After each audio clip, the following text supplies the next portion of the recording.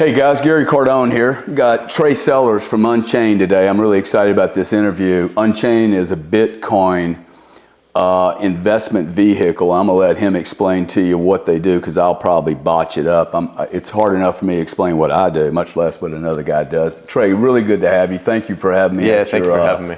Your venue last night. That was an awesome event. You brought together a bunch of people from St. Pete, Naples, and where's the other place? Tampa, Orlando. Sarasota. Yeah, Sarasota. A lot of people from Sarasota. A lot of rich people from Sarasota. Yeah. Really glad to have you here, man. You live in Atlanta, right? I live in Atlanta. I'm down here specifically to come see you, and I thought I'd put together an event for some clients that I have in the area and some other contacts that I have, so I appreciate you coming out. Yeah, awesome. Good to be here.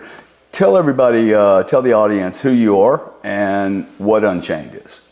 Yeah, my name is Trey Sellers, and I am a senior sales associate at Unchained. My title is VP of Enterprise Sales.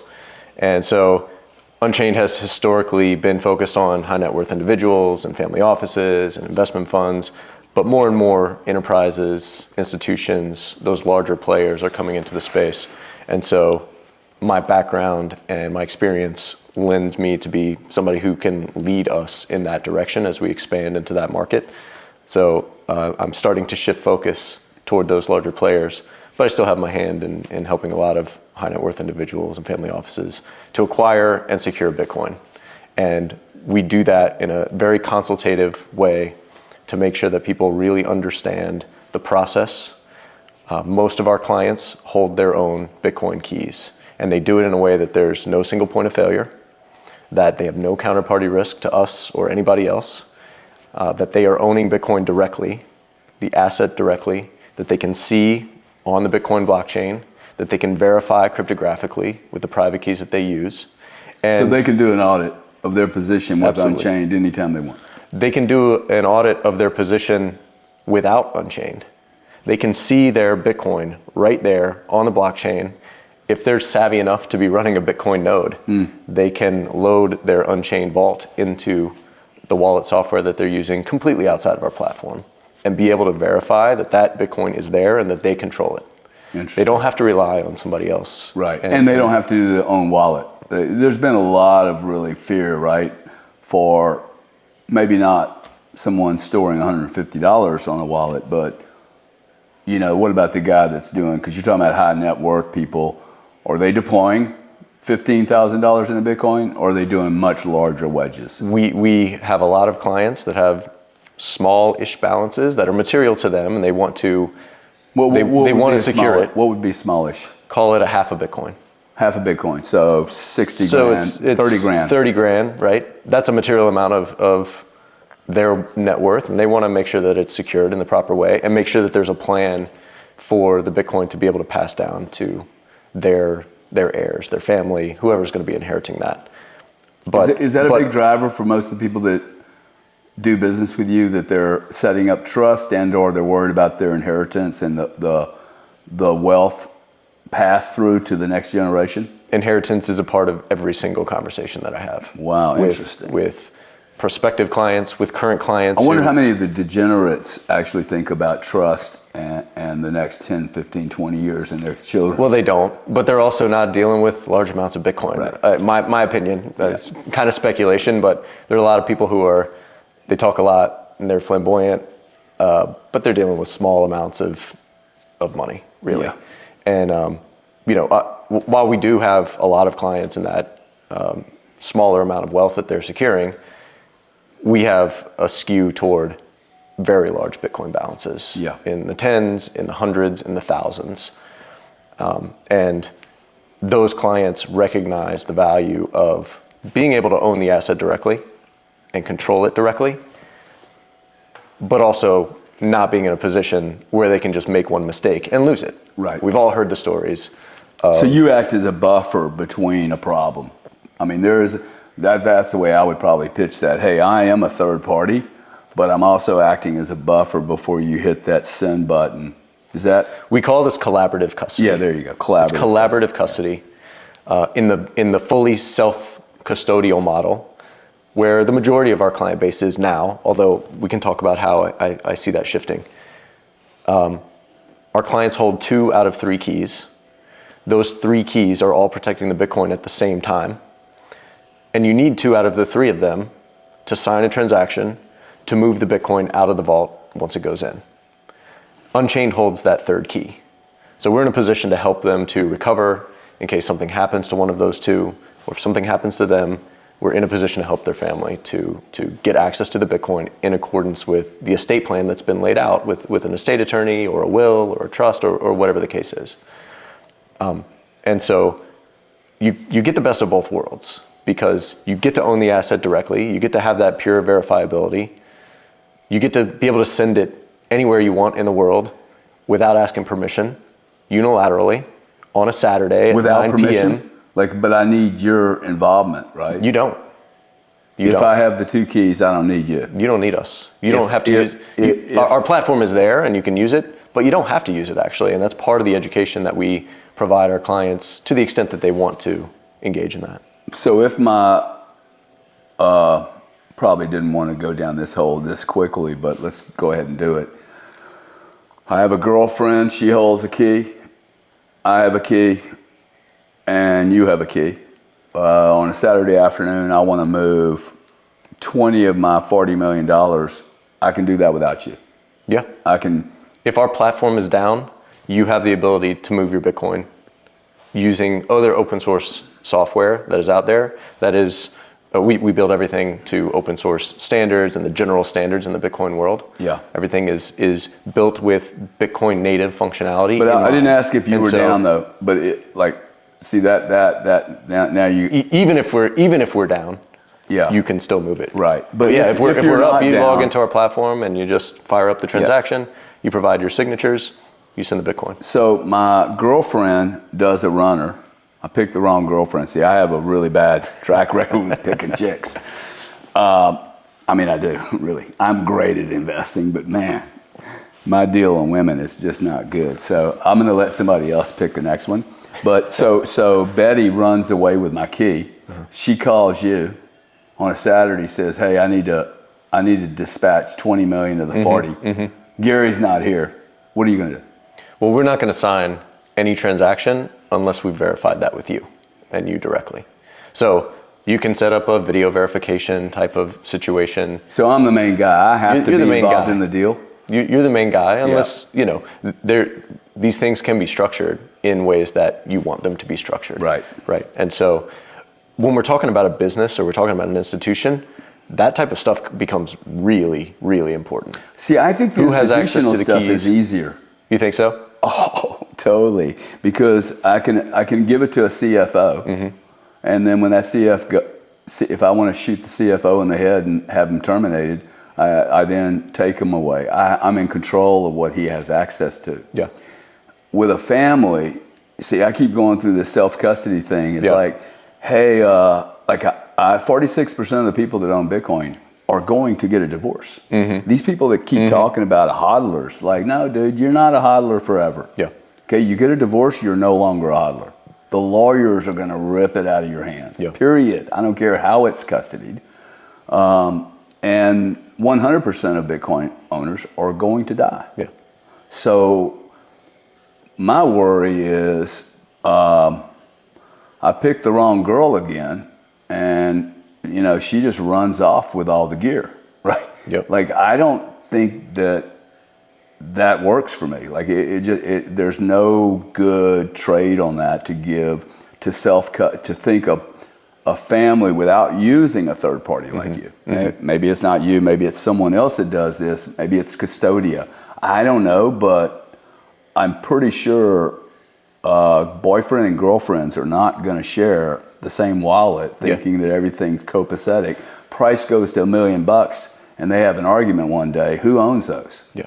Yeah. Like that to me is terrifying. Even in a marriage, man, like shit happens, right? You're keying in on the exact problem that we are here to help people solve, which is how do you eliminate a single point of failure? Yep. Your wife or ex-wife or whoever it is being able to run off with the funds. Yeah. When our clients are holding their Bitcoin using this self-custody model, and they've got 2 keys, we help them set up this inheritance plan if something were to happen to them, such that they can give a copy of one of these keys to an estate attorney who they might not explicitly, like fully 100% trust the way that they might for their wife or some other family member. But that guy's not in a position to run away with the funds. He actually doesn't even have enough information, unless you share it with him, to know how much Bitcoin you are securing within that multi-signature, that collaborative custody vault.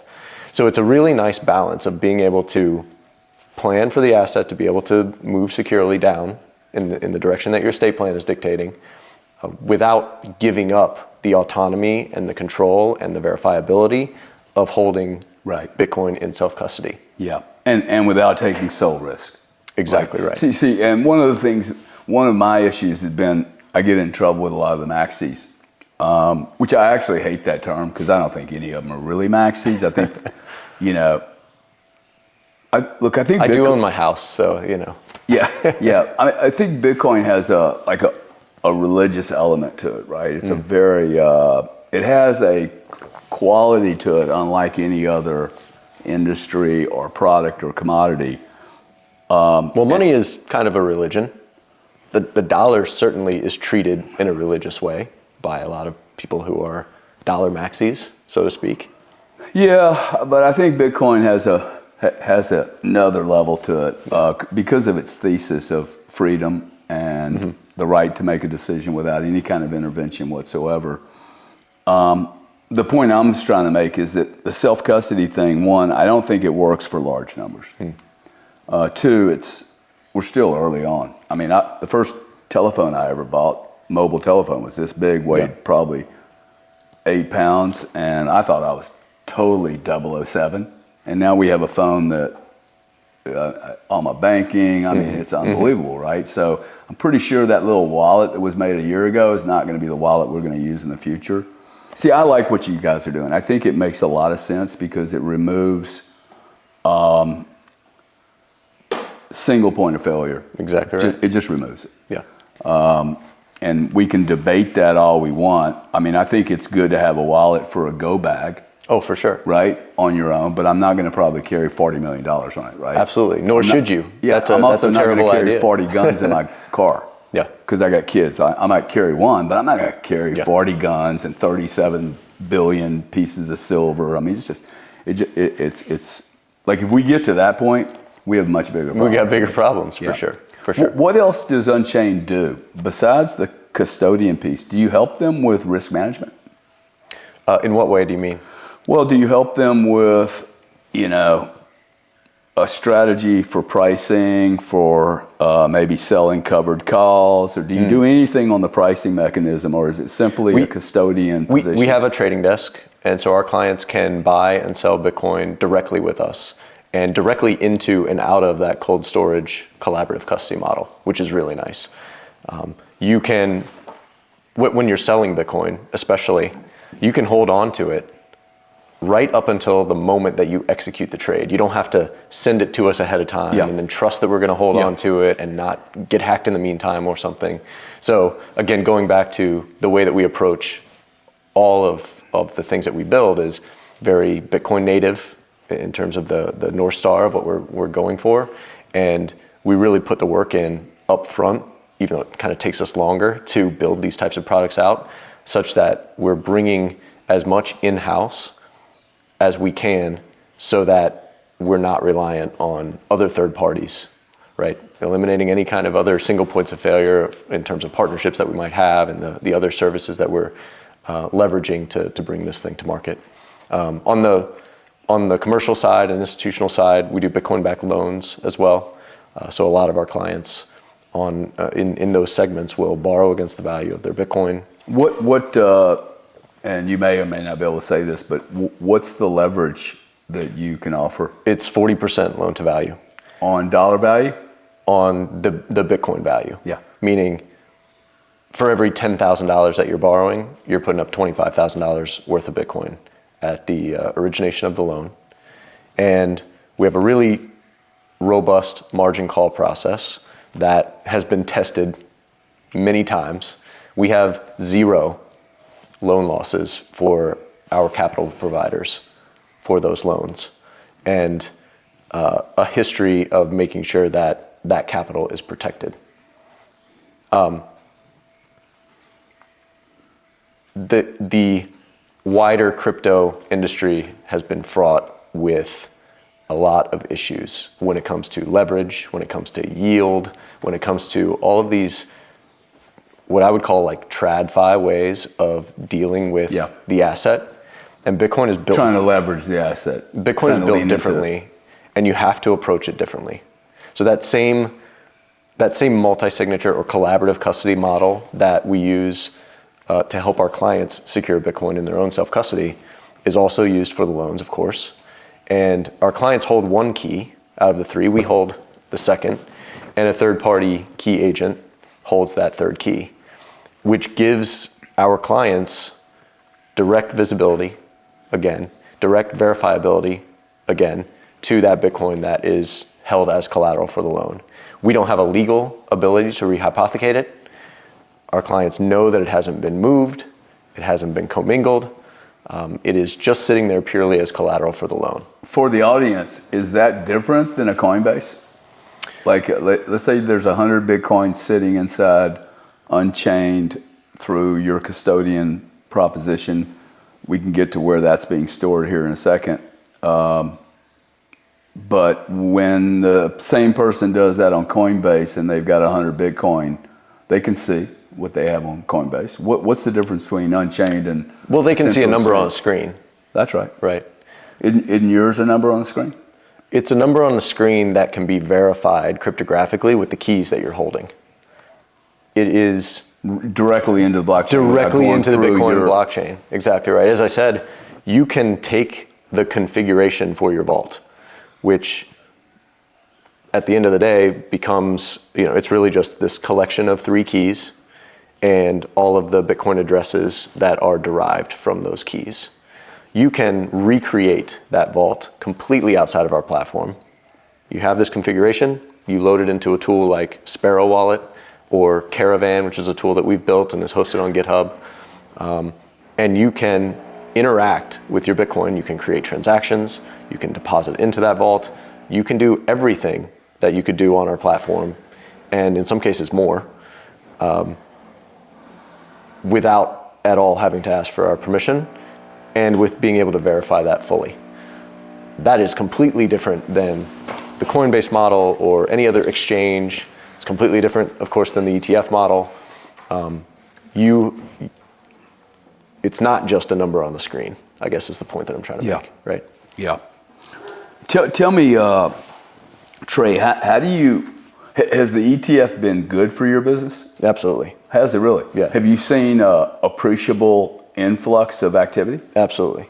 Any sense of percentages? Well, I'll put it this way. I barely sleep at this point in time.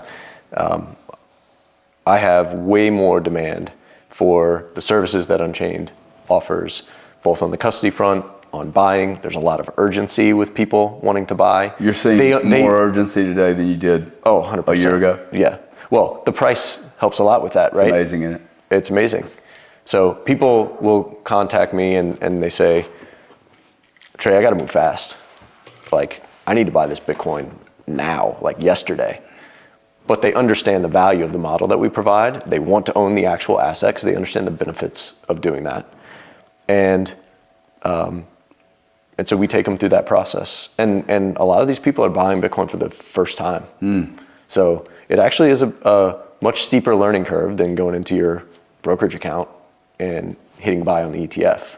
But you're getting so much more from that if you just take those few extra steps, and we're there to help people. Yeah. So explain to me, like, what is the difference? I mean, the people that are going in, do people that do business with Unchained also have access to the ETF? Absolutely. Why do they choose either you over the ETF, or you choose the ETF over you, or choose some combination of the both? Yeah. Well, I own a little bit of an ETF and an HSA where I don't have the option of holding the real thing. Right. Unchained offers IRAs, retirement accounts, for people in the US. And a lot of our clients will find us through that product. Yeah, right up. That's their first entry with the IRA. Absolutely. Yeah. And they're holding real Bitcoin using that same 2 of 3 I've security seen model. this, dude, I have seen this so many times. Older people taking their IRA, Yeah. moving it into Bitcoin. This is bizarre to me, okay? Why? Well, what's bizarre is they're not moving other of their investments. They're taking the IRA that's for their retirement program and putting it into what they consider to be one of the most aggressive, volatile assets in the world, and they're not deploying some of their capital. I'm like, why would you deploy your retirement program?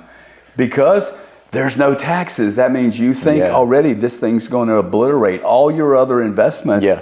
But you're not taking your cash investments into it. It's bizarre to me. I'm so scared this is going to go down. Why aren't you taking taxable income into it then? I think there are two other things at play as well, which I agree with that. It's just a kind of a weird. I think the first thing about a retirement account is that it doesn't feel as real as the capital that you can, interact with immediately if you want to, because they've removed a bunch of options from you. You don't have the freedom on an IRA that it's difficult. It's sticky. Well, you can't get access to that capital until you reach a certain age, and there's all kinds of rules around it. And so it feels like it's a little like further out of reach for you being able to enjoy it. And so if it's already out of reach and you're already going to be holding on to it for another 20 years, you've got a bullish 75-year-old lady. Yeah, well, we do have a lot of those as well. I think if you do the research, you're going to find that older women, older people are taking the IRA. This is just very odd thought process to me. I mean, I think it's an awesome strategy. My mom just did. See, there's another one. Mom. They probably think, hey, I don't need this money at this point in time. Like, I don't need this to retire.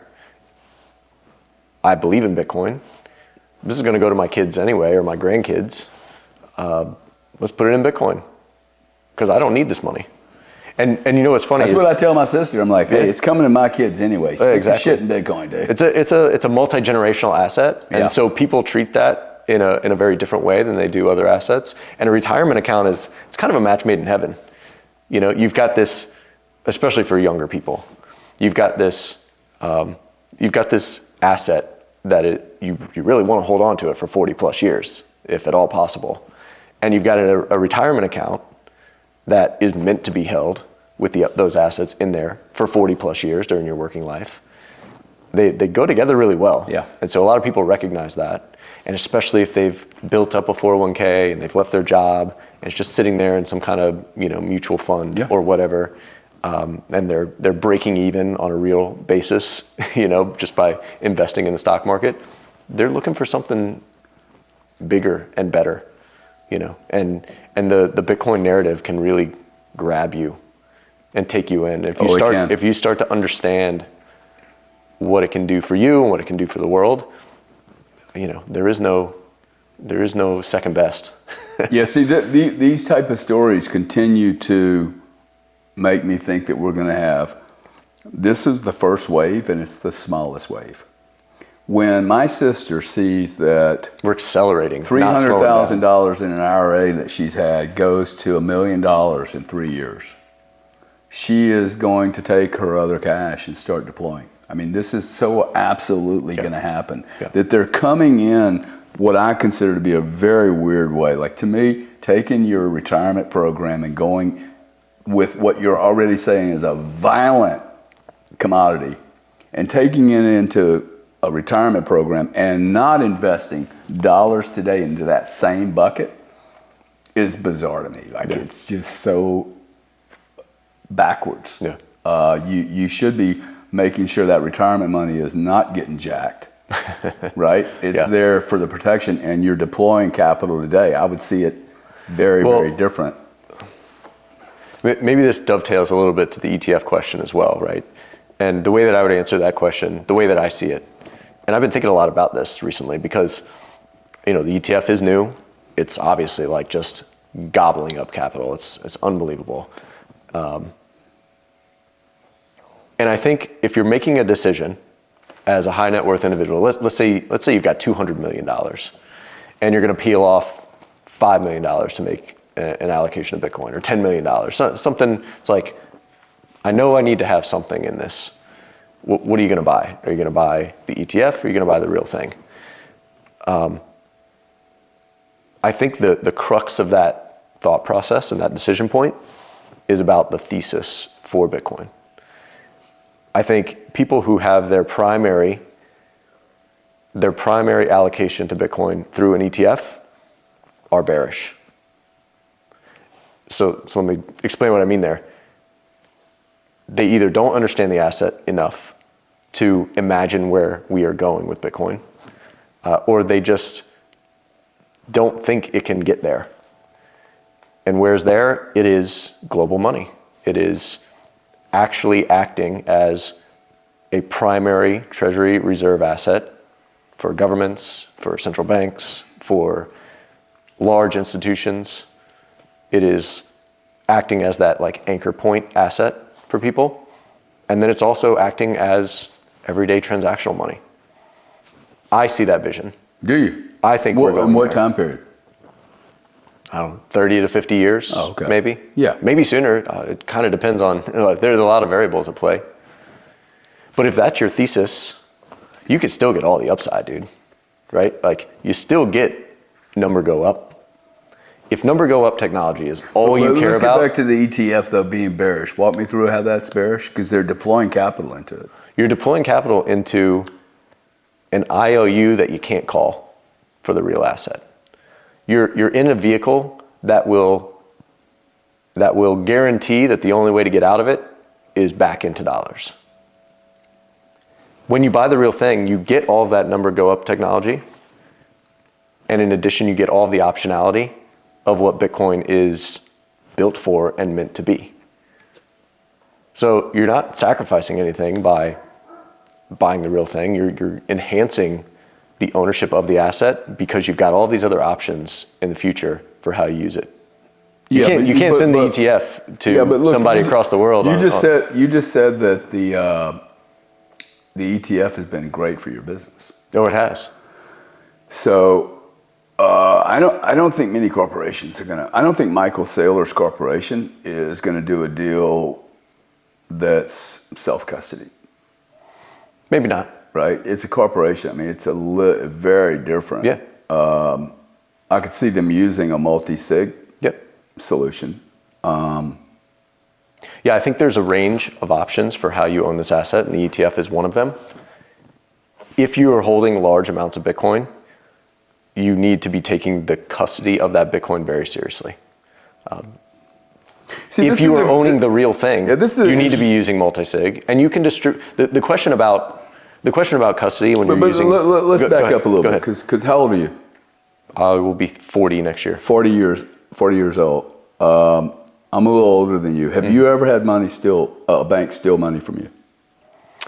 Like default and you couldn't get your money out? No. Never in 40 years. Never happened to me either, man. Yeah. Now, I live in America. I don't live in Venezuela. Okay, I got it, man. South Africa, Venezuela, Nigeria, where we can focus Turkey. it on the U.S. for sure. But like I've just never had.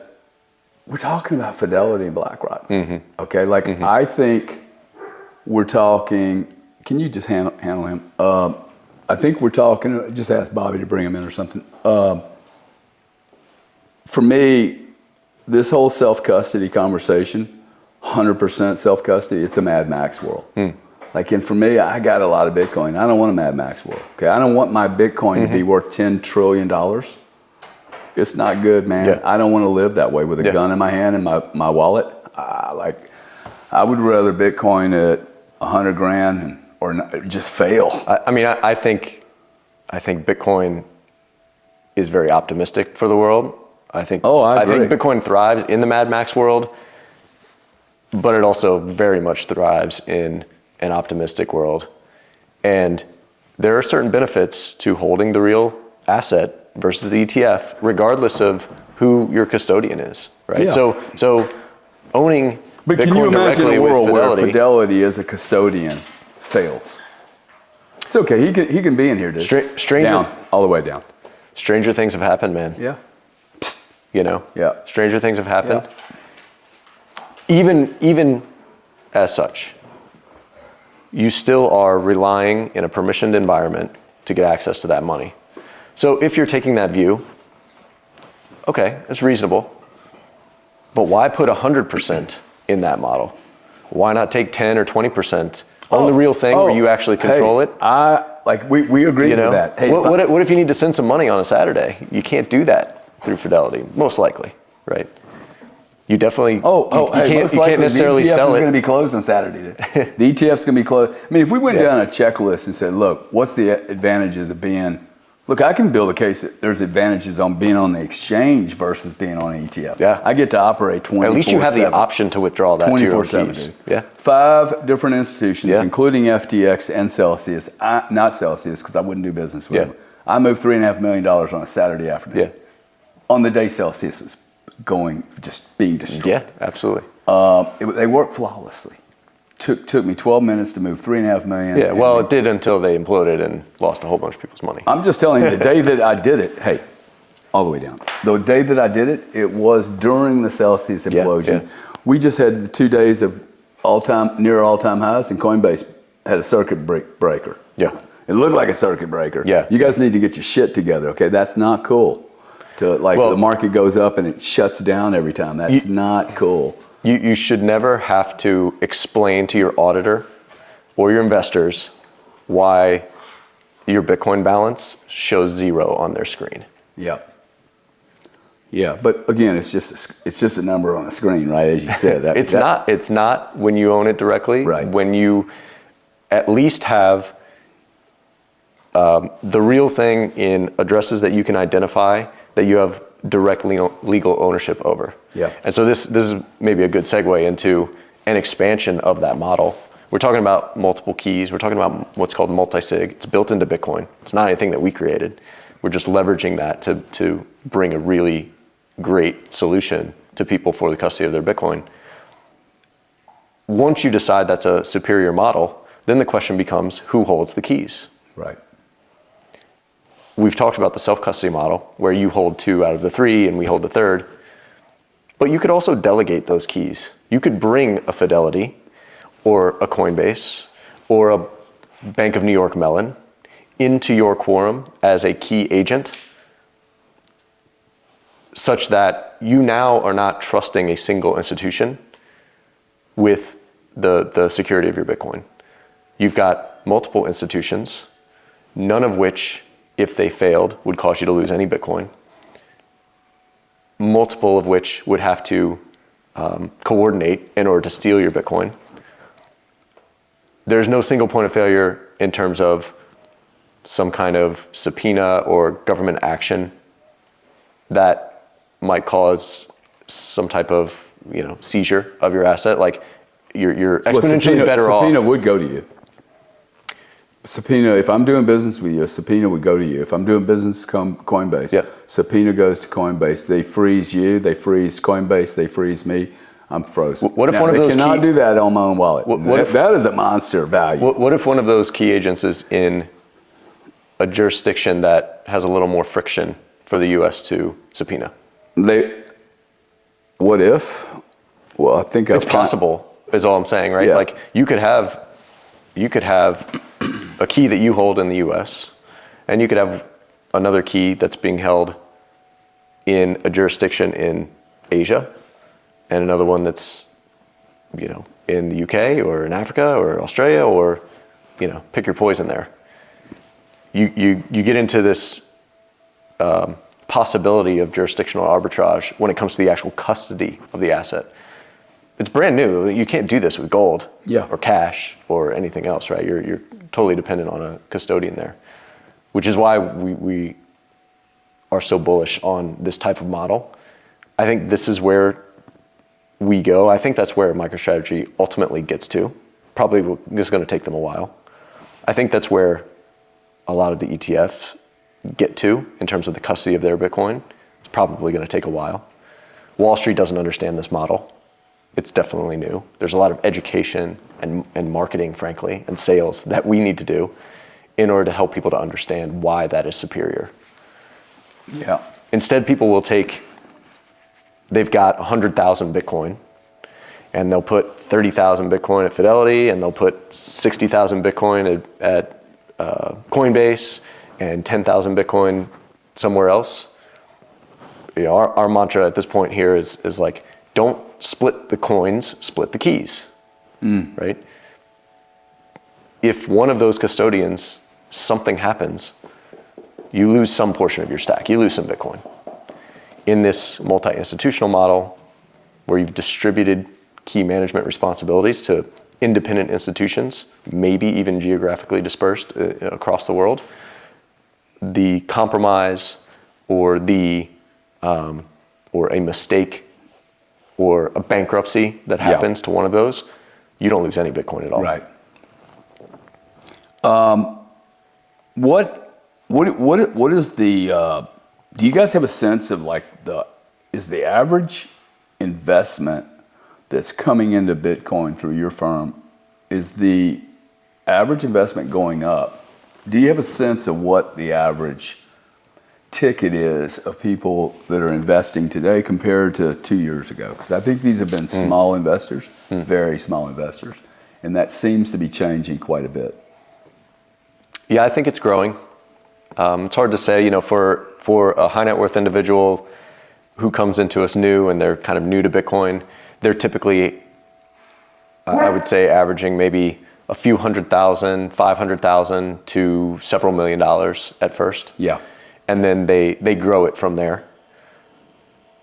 Part of our process is helping our clients to understand what's happening and understand the custody model and provide an educational value on top of just a transactional thing. Here, we'll help you buy Bitcoin and secure it.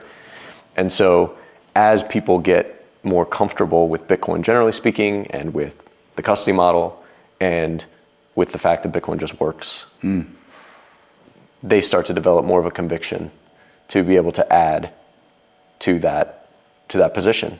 I'm sure that's the way that you approached it as well.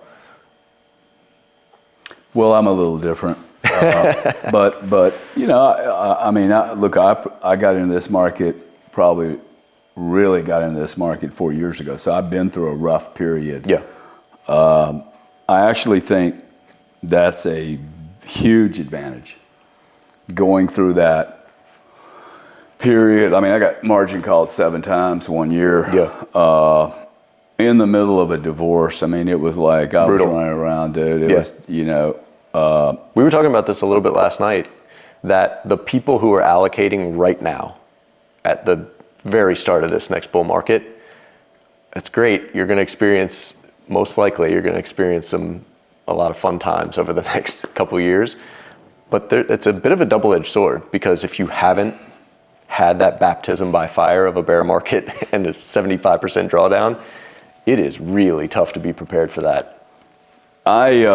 Just watching this run from 25,000, like I love X and when YouTube works and they don't kill you and all these other social media sites, but because the surveyability, a large scale survey being done on people every day, you can. It's interesting to see how people pose questions. They're like, "Hey, when are you going to sell? How far does the price go up?" And I'm like, "Oh, really? No sellers at 100, no sellers at 120, at 150. You guys, this is what's going to happen to these guys. Because to your point, if you haven't been through this fire, this will rip your eyeballs out of your skull. Yeah. This is like volatility. Like the last time I saw volatility like this was electricity. Yeah. And I tell everybody who's buying for the first time, expect that you're going to pull the trigger and it's going to immediately be down 30% the next day. For sure. And make you got to try to set expectations with people, so that they You're don't. going to be wrong. You're going to be wrong. Like there's no way around it. Yeah. And maybe you'll be pleasantly surprised. The cool thing is, if you just go back to the foundations, if you hold this product for 4 years, you will always be in the money. Like there's never been a time when so far so good. You held for 4 years. This is a long time now. We're 15 years now. I don't think that with a supply and demand metric that's set up the way it is, I don't think that ever changes. It makes total sense to me. But you're going to have drawdowns. And the point I'm trying to make is, if no one's going to sell between 69, I mean, guy dropped $68 million last night on one click at 69. Quit shaming this guy. Okay, he held since 2010, man. Yeah. He mined Bitcoin. He hasn't, like, he has. It's probably a 10th of a He percent has of his the stack too. totally, dude. He has the right to generate $69 million. Okay, he just tapped out at the high point. He probably just did it for the meme. I sold at 69,000. Well, no, he probably needed $68 million to do something. His wife was probably like, "Hey, can we please buy a house?" Okay, I know people that have been walking around in sandals, dude, for 8 years. Like, imagine you have 1,000 Bitcoin and you're happy about living in the desert. Yeah. Like, that's not why I got 1,000. I want my house, man. I want HC. I want my automobile. I want to be able to buy anything I want and help people. Yeah. But me holding on to 10,000 Bitcoin, walking around my sandals, saying I'm not going to do business with anyone in TradeFi. Like, oh, dude, you're not accomplishing anything anyway. You're a little piece of gravel in an ocean. So I don't really... Bitcoin is money, right? And that's how I view it. It's money. It's a tool, just like any other form of money or an asset. It's very much special, and you have to approach it in a different way. But at the end of the day, it's still there as a tool to help people to achieve the ends that they want to achieve. Yeah. I met a couple of your clients, and I was really surprised. You had a little event last night, and most of the people were above the age of 50. A couple of them were in their 60s. One guy was 60. He sells. He makes push poles for these flat bottom boats. Like I was showing you out there, these, $1,000, $1,500 graphite, carbon graphite push pole. Sells like $45,000 a year or something. And so he's a manufacturer, and he's been doing business with you. I think you know what I'm talking about. He's been doing business with you, I think, 4 years, and he's like, loves your business, loves what you guys have done. Is it because you're good, or he invested at the right time and he keeps pushing in? Because he told me, he said, man, I make extra money. I've told my whole family, hey, we're not going on holidays. We're going to invest in Bitcoin. Now he's like, my whole family's free. Well, of course, it's because I'm it's all good. You. It's all me. Yeah. I'm sure there's a combination, but like, has he done really, really well because he pulled the trigger and kept investing? He was telling me this story last night, actually. And I've known him for a while, so we've had quite a few conversations. But when he started to get it, and really started to get it, it was around the time when Michael Saylor and MicroStrategy were leaning in. Yeah. And he's like that guy knows what he's doing. He makes all the sense in the world. I'm just going to do what that guy's doing. He's like, I've got this business. It's generating cash flows just like MicroStrategy. It's a much smaller scale. Yeah, but it doesn't matter. But it doesn't matter because he'll get the same leverage effect on his dollars. Yeah, he can't tap the capital markets like Saylor can. He can't borrow $600 million at 75 basis points in convertible debt like Saylor can. But within his ecosphere, within the way that he operates and the cash flows that he's generating and the balance sheet that he keeps, he can stack sats. Absolutely. I mean, he's actually telling you that because his margin is 35%. Yeah. So he told me he does about $1 million a year in sales, keeps $350,000. I mean, that's a good margin, man. Yeah. It's a good business. And then he takes the $350,000, probably carves off $50,000 for the family, and then deploys the $300,000 into Bitcoin. But his conviction is very heavy. Yes. Right? And he's following a master. I don't think that's a bad strategy, dude. Don't listen to CNBC. Yeah. Listen to somebody that's actually doing their own money, and they're telling you they're doing it. Yeah. Every month in, month out. Yeah, I mean, America is built on these small to medium-sized businesses. Yeah. That feed a lot of people, and that wave of adoption as Bitcoin of a treasury reserve asset for those businesses, even if it's just a small allocation, over time, that becomes instantiated. It just becomes part of the norm. And then I think we're going to make some good progress this next cycle on the payments narrative. I think the infrastructure is much more mature and developed. Is it mature enough to handle the type of volume that we eventually get to? Absolutely not. No way. But a guy like that people who start to understand Bitcoin and want to go a little bit further out that curve are going to find it much easier for them to integrate Bitcoin as part of their point of sale and start, and when more people own the asset, which a lot more people are going to own this asset over the next couple of years, man. When more people own it and they see the connection point of other people wanting to accept it in exchange for goods and services, now all of a sudden you've got an easy way for that transaction to happen. We don't have that right now because we're still so early. And in the last cycle, the tools that were available for Bitcoin as a transactional medium were very raw. They're not really anymore. And so I think we're going to make some good progress on that. Is it going to be the end of the game? Absolutely not. Are we going to be using Bitcoin for everything we do every day? Absolutely not. I got to tell you, I don't think so. I think anybody that uses Bitcoin to buy beer or a thing of potato chips is a complete idiot. I'm sorry. I think you're just out of your fucking mind. You don't understand this. Well, what if what if you're 100% in Bitcoin? You go create a job and create fiat. Yeah. Or you stick your Bitcoin with someone or something that you can trust, and they give you leverage. Mm-hmm.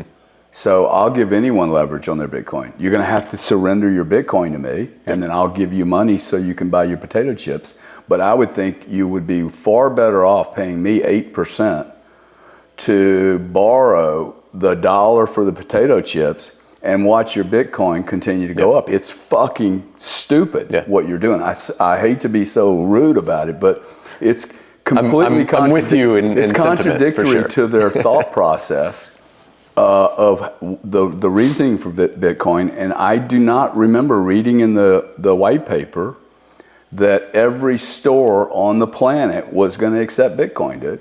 Like, that is not what it says. It says you and I are going to have the ability to do peer-to-peer. Mm-hmm. It doesn't say I'm buying potato chips. That is a gross, disgraceful use of, to me, if this is a religion, you shouldn't be allowed in the church. Literally, it's you're committing Harry Carey, dude. You're Satan. Okay, why would you do that to an asset that has finite? To buy some potato chips that they will make forever?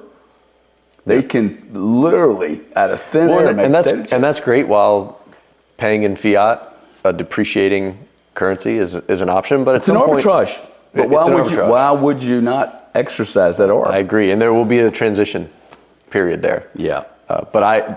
Payments won't work till Bitcoin is worth $1 million, man. Yeah. Well, Satoshis have to be. But then there's a little bit of a paradox, because at $1 million, you're at cent parity. Yep. And the divisibility that we all tout about Bitcoin starts to lose a little bit of its potency, because now you can't subdivide a payment below 1 penny's worth anymore. And if you get to 100 million, now you've got sat dollar parity. You have no subdivision without some type of hard fork or something like that in order to. Well, I'd have to go down that rabbit hole with you, but I think we're 50 years away from that. All those 10 zeros getting eaten up. I don't see how that 50 works. years away from $1 million Bitcoin? No, $10 million. Like if $10 million, the sats are worth what per sat? Well, at $100 million, it's $1 per sat. At $1 million, it's so you're saying once we sats get per dollar. Once we get to $1 per sat, you have nowhere else to go because you can't divide it below that. By that time, the penny, the dollar, the penny, the nickel, the dime, and the quarter won't be worth anything either. Could be that. Maybe. But look, we're talking about real value, 100 million. I don't think Bitcoin's going to be used to buy products, man. Okay. I think there's going to be. I use it from time to time. Well, shame on you. Okay, shame on you, dude. No, I hear you. But if you do the math, everyone I have met, you guys are all been here longer than me. Yeah. I have met a lot of people in the last 3 years. Yeah. I cannot tell you how many people spent $3 million on rent in California using Bitcoin. Fucking idiot, okay? Let me that potato chip, okay? Like I have one car, dude. Yeah. A 2015 Range Rover that's worth 20 grand. I'm not selling it. I'd love to buy another Range Rover, but I refuse to pay 6 Bitcoin for it. Mm-hmm. Mm-hmm. I refuse to do that, okay? Because I think that's $6 million in 3 years. Why would I buy a car with Bitcoin? Or why would I buy a car with fiat when I think it's going to go up that much? Well, exactly. You're hitting on the bit. But it's you're hitting on the opportunity cost. Why cost. would I eat the potato chips then? That's the point, though. Why would you eat the potato chips? Well, there you go. If you should be stacking sats with that totally 350 instead. And go hungry. So let me just clarify a little bit with how I approach this. I don't end any day with a smaller amount of Bitcoin. You replace. Then when I stop. Okay. I'm buying the Bitcoin and then I'm immediately spending it, or spending it and then replacing it immediately, right? Like, so you can kind of get the best of both worlds. Most people don't do that. Yeah, okay. Most people buy the Lamborghini and they. Yeah. But again, Bitcoin is just a tool. So whether you're spending the dollars or you're spending the Bitcoin, you still end up with less Bitcoin ultimately, because you could have taken those dollars and bought Bitcoin instead. No doubt about it, man. No doubt about it. But if you're going to spend the money, I wouldn't spend the Bitcoin. I'd go borrow at 8, 10, 12%. Yeah. If you have to have it. See, because I think what happens is if you came to me and said, Gary, I need to buy that dollar, I want to buy the potato chips for $1. I'm like, okay, it's going to cost you $1.12. You know what you're going to do? Nah, I won't buy them. Yeah. See, that's the value of price. Price puts behavior Absolutely. in people. You watch what happens, man. This price starts moving. People aren't going to do this. Yeah. They have been mistreating Bitcoin, I think. I mean, look, we lost 4 million coins, right? We think we lost 4 million coins? We think People so. are claiming that. At what price did we lose 4 million coins? I mean, $300? It was when they weren't worth anything. Exactly. You know? It was when they mispriced They mispriced it. That's right. And they did not respect the item. Mispriced. That's right. And when you don't respect it, you lose it. Yeah, I mean, we've made a whole lot of progress in terms of making it easier for people to hold large amounts of Bitcoin. It's become more meaningful too, man. It's become more meaningful, so they take better care. The tools are also now in place to make it much more easy for people to hold on to Bitcoin in a secure way, right? Which is, our kind of like the very core of what we do on a day-to-day basis. We help a lot of our business clients to borrow against the value of their Bitcoin, and they're reinvesting in their business, or they're buying real estate or whatever, right? So it's that small speculative attack arbitrage that we're talking about. People are doing that every day. We help people do that every day. Yeah. What are the pure core, hardcore Bitcoiners think about your service, your company? I mean, I would think they'd be supportive of it, right? As a bridge between the pure wallet, hold it all on one wallet, or 30 wallets and 30 seed phrases. I don't know how that works either, but they dig you, right? I mean, you picking up some of that business? We have a very good reputation in the hardcore Bitcoin space, so to speak, and have for a very long time. We were founded, our co-founders started Unchained in late 2016, and we actually started with the loan product. And their core office is Austin, Texas. Yeah, we're headquartered in Austin. And we started with the loan product, and quickly realized that same model of using multi-sig and having a client hold a key so that they can see that Bitcoin's there, and they can reduce the risk of borrowing against their Bitcoin because they don't have this rehypothecation risk anymore. Right. The risk that they have on the table is 99% what is the price doing, and not what is my custodian for the Bitcoin doing. Where's my risk at? Yeah. And so we quickly realized that there was a market for people holding large amounts of Bitcoin. They want self-custody as an option, but they don't want to have a single key that they can just make a mistake and lose it. I have a client who came to me, he said, Trey, I'm almost embarrassed to tell you this, but my wife was in our safe cleaning out some paperwork that was there that she thought was trash. She threw away a seed phrase. I was like, man, good thing you don't have a single point of failure. He didn't lose his Bitcoin, right? Because he approached it the right way. We helped him to set that up. Yeah. And we have crazy stories of people who do make these mistakes or have something, life happens. Yeah. Life happens. And they don't lose their Bitcoin because because they approach it this way. If you've got your Bitcoin on Coinbase, it's always connected to the internet. You've got an IOU that you got to trust that they're going to honor when you want to withdraw that Bitcoin.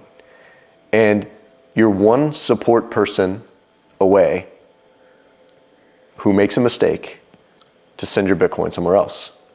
And maybe Coinbase or whoever the exchange is, you don't have to pick on Coinbase, right? Maybe they're able to make you whole, maybe not. It sure as hell is going to be a painful process. Oh, yeah. And you're going to lose a lot of sleep. Yeah. And it's going to take months probably before you actually are made whole. You're going to have to hire lawyers. You're going to have to hire lawyers, and that's going to cost money. And maybe you only get paid back pennies on the dollar. That's what happened with, was it BlockFi and Mt. Gox, right? Mt. Gox, they're getting pennies on the dollar for that. And those are early days, and I get it, right? And I fully recognize Fidelity and BlackRock and whatever, although BlackRock is not acting as this custodian, right? You've got layers and layers of counterparty risk with the ETF. It's not just a direct counterparty risk with Coinbase. But mistakes can happen, man. Yeah. Now they can. The thing for bringing guys like me into this industry, though, it's I already have layers of risk. I cannot unwind my entire portfolio. Yep. It's not possible. Yep. Okay, like people that go, hey, you just don't know what you're talking about. No, you don't know what you're talking about. You don't own businesses and with entities and corporations inside LLCs and trust and it's not so easy. Yep. You can own Bitcoin as a hedge to that trust that you have built up around the rest of your business. I had quite a few people come to me after SVB blew up, and they said, I finally was able to convince my board to put some Bitcoin on the balance sheet, purely for the fact that we just witnessed this and just experienced our bank basically going under. Right. And nobody knew how they were going to make payroll, after all of that. They wouldn't have known how to do it if they had Bitcoin either, because they would have had an option to actually pay people out, right? Because that's an asset that you don't need to ask the bank for permission to access, assuming you're holding it yourself, right? Can I ask you something? Yeah, please. I've heard you say on multiple times, and we've talked about this a little bit, that Bitcoin's got a marketing problem.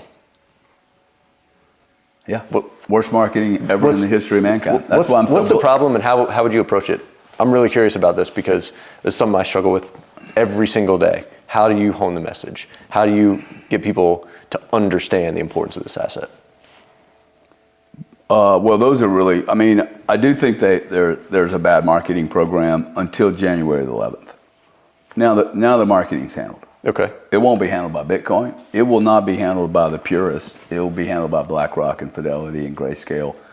And it'll be the most boring, glossy magazines you've ever seen, and it's going to sell the shit out of Bitcoin. If you buy Bitcoin, you've now hired BlackRock to do marketing for you in your position. Well, this was always going to happen, though, because decentralization has a lot of problems. Yeah.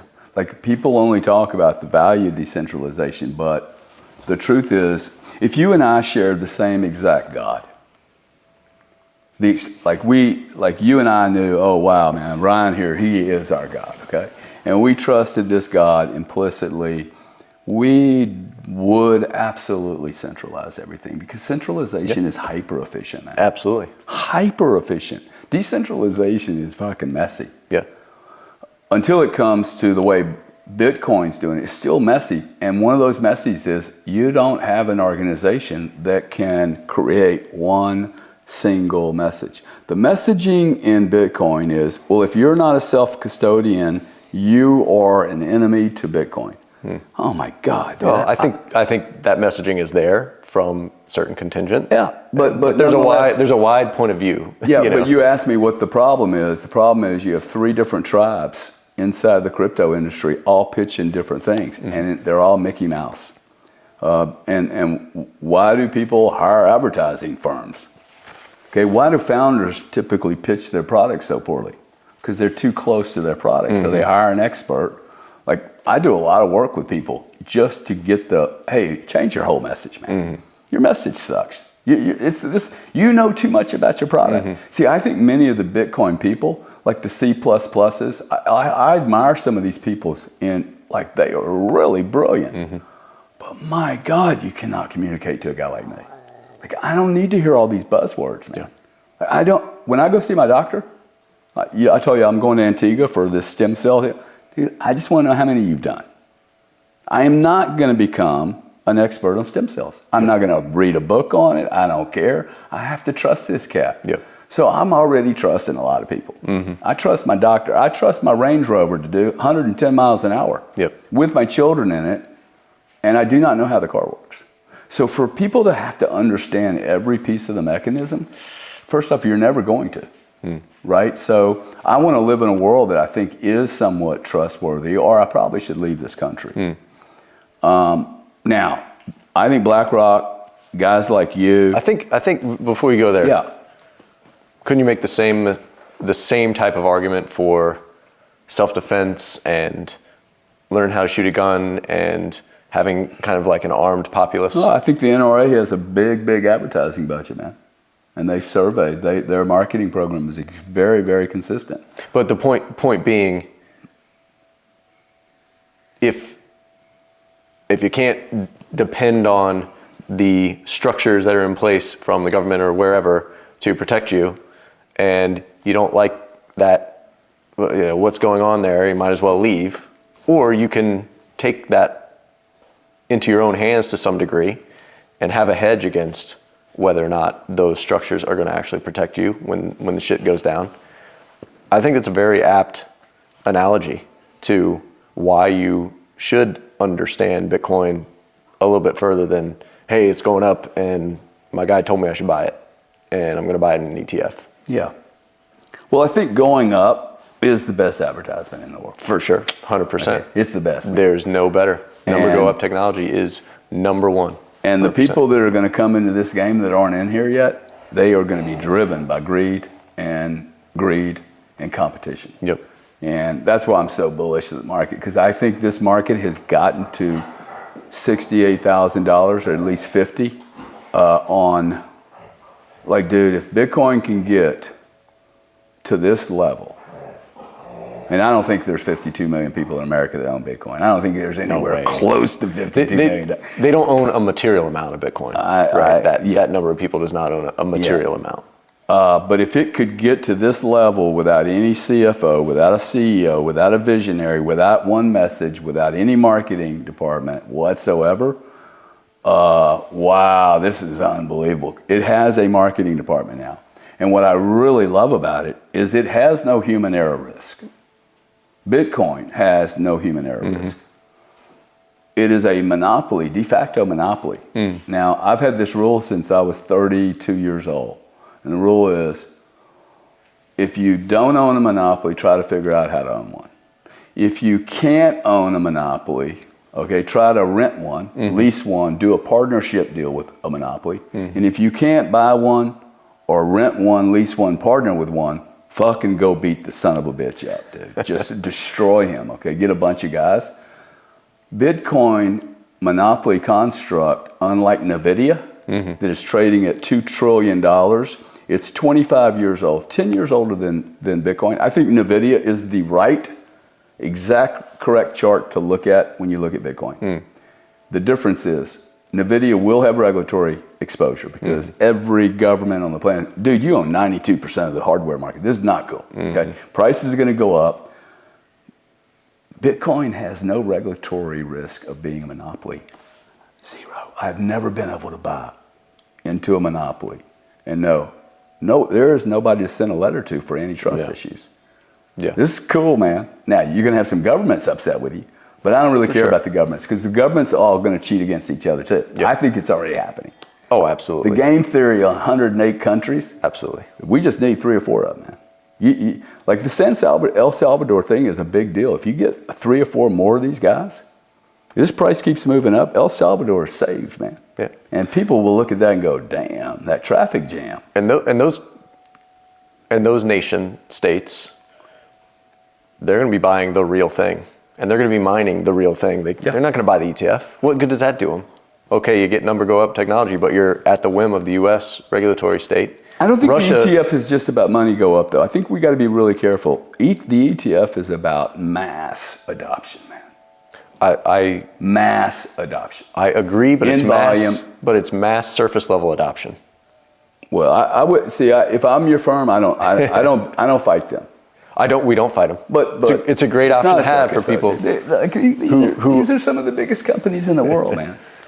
They're the biggest companies in the world. You can't. Do you think that Apple, when they buy Bitcoin for their balance sheet and integrate it into Apple Pay, are going to be doing that through the ETF? I don't know. I don't think so. I think. Yeah. I don't know. Especially with the Apple Pay side, you gotta own the real thing. Otherwise, like you can't do what you would want to do. MicroStrategy doesn't own the real thing. They do. Yeah, but through a third party custody. Yeah, they could take custody if they wanted to. Without having to sell the. I don't think a public shares. company is going to get comfortable with having. I mean, maybe I think that our tools are a long way away. See, I don't really care if I don't think companies, unless they have the charter to invest their assets into financial instruments, those companies won't need the ETF. There's 406,000 ultra wealthy families that they don't quite frankly care if they pay 60 grand for this product or 500 grand or $1 million. I mean, they buy Rolls Royces, $500,000 a pop. Don't even think about it. So I think those people well, look, man, we're seeing a big volume of flow into the ETF. Absolutely.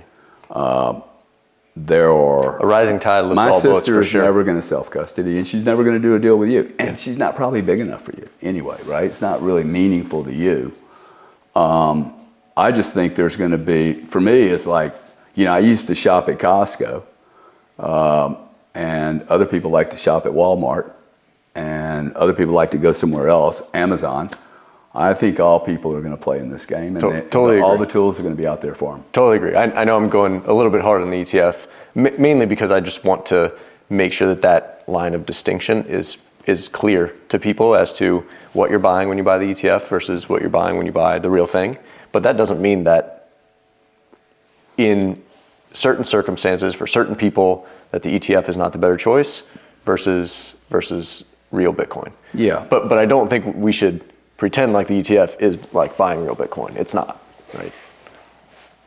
No, buying a gold ETF is not buying physical gold. I know. It's different. That's right. It's paper. Quite frankly, over the last 20 years that I've owned gold, I would have been better off holding the ETF. You know why? Because it's a lot easier when you go to sell it. It's a pain in the ass, dude. Yeah. But with gold, I'll show you what you don't really have 3,000 ounces of silver looks like. Remind me, take them to the garage, okay? Yeah. But that optionality that I was mentioning before of actually using gold as an asset, the way that you can use Bitcoin as that asset and as money, as it gets bigger and as it gets more global adoption, you don't have that optionality with gold because of gold's inherent kind of flaws in it as money that can work in the digital age and in our current economy. Definitely can't work. So Bitcoin is fundamentally different in that regard. That I totally agree. So do you service any of the other crypto assets whatsoever? No. Is it pure Bitcoin? Bitcoin only. Yeah. As I like to say, the only shitcoin that we support is the US dollar. I like that one. I like that one. Very good. I like that a lot. It's like having a Disney token. I say, hey, like these guys buying XYZ token. I'm like, why don't you just go to 7-Eleven and buy the lottery ticket, dude? It's probably got better odds. Yeah.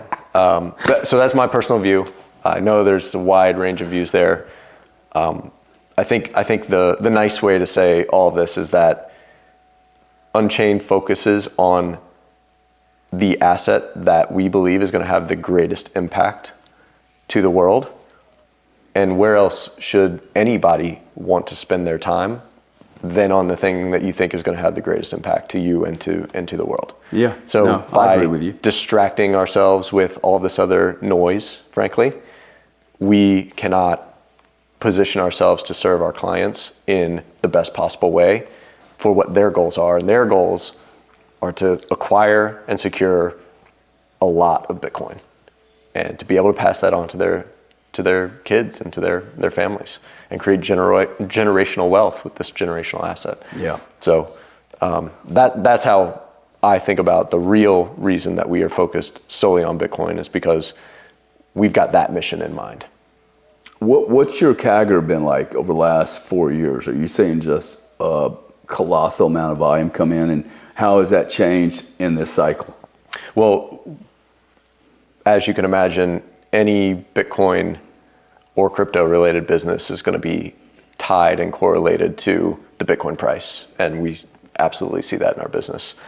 But if you notionalize, bring back the price, are you seeing more clients, Oh, absolutely. more flow? Yeah. And what does that CAGR look like? What does the growth rate annually look like? In the bear market, it was somewhere in the neighborhood of 50% per year. Additional people coming in. Oh yeah, or absolutely. coins. I think it's higher for the asset versus client growth. Yeah.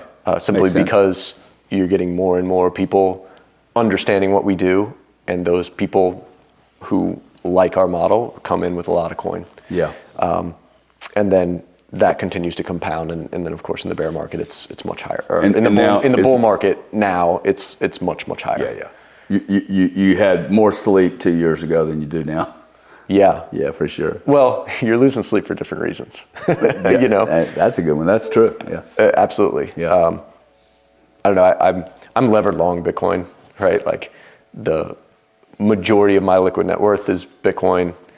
I work at a Bitcoin company that is very well capitalized and very well positioned to capture a lot of the market, I think. For the people who are looking for what we offer, we are dominant, and that's going to just escalate, right? I didn't ask you this. Can you handle non-U.S. citizens? We can on the custody side. We are limited to U.S. Based clients for trading and for our Bitcoin-backed loans and for the IRA, of course, because that's a U.S. thing anyway. Yeah. But on the custody front, we can support almost everywhere in the world.